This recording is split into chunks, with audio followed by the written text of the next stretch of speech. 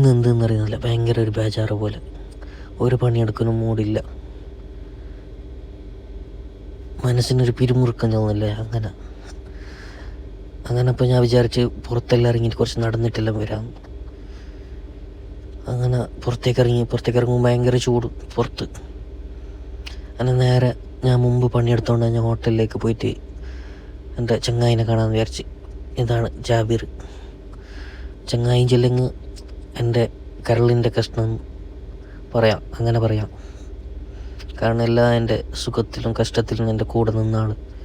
ഇങ്ങനത്തെ ഒരു ചങ്ങായി എല്ലാവർക്കും ഉണ്ടാവല്ലേ. എനിക്ക് ഒന്നല്ല 2-3 ആളുണ്ട് ഇങ്ങനത്തെ ആൾ.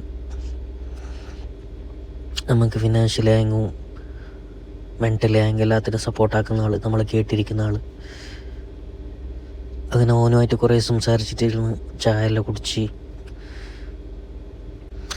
ഓൻ്റെ കുറേ ബണ്ടലും കേട്ടിട്ട് കുറേ ചിരിച്ച്, പിന്നെ കയ്യും കൊടുത്തിട്ട് അസ്സലാമെന്ന് പറഞ്ഞിട്ട് നേരെ റൂമിലേക്ക് വന്നു.